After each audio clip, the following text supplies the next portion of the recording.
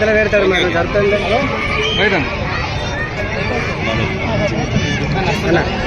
ఇంటింటికి జాతీయ జెండా, ప్రతి ఇంటికి జాతీయ జెండా అనే కార్యక్రమం పేరుతో ఈరోజు దేశ స్వాతంత్ర్యం కొరకు అమరులైనటువంటి త్యాగధనుల విగ్రహాలను శుద్ధి చేస్తూ ఆదిలాబాద్ పట్టణంలో ఈ యొక్క తిరంగా ర్యాలీని నిర్వహించడం జరిగింది.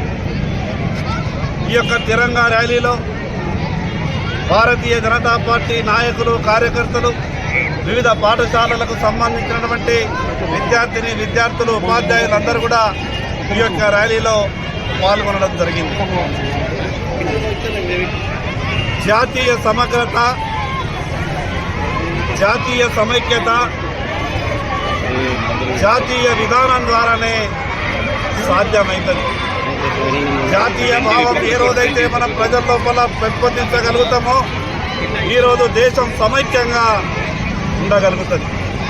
ఎందరో మహానుభావుల త్యాగ ఫలితంగా స్వతంత్రం వచ్చినటువంటి ఈ భారతదేశంలో ఇప్పటికీ అనేక దేశాలు ఎన్నో కుట్రలు పొందినా ఈ దేశంలో ఉన్నటువంటి మనమంతా కూడా సమైక్యంగా ఉన్న కారణంగానే ఆ యొక్క విదేశీ కుట్రలను భగ్నం చేయగలుగుతూ ఉన్నాం.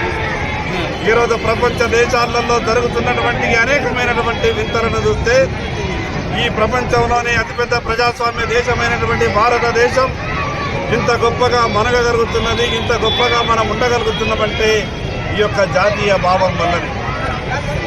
జాతీయ భావం పెంపొందించినప్పుడు జాతీయ సమైక్యతో పాటు ఈ దేశ అభివృద్ధికి కూడా దోహదమవుతుంది.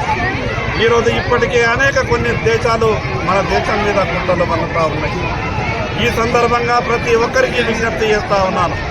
ఈరోజు ప్రభుత్వం ఇచ్చినటువంటి పిలుపు మేరకు ప్రతి ఒక్కరం కూడా మన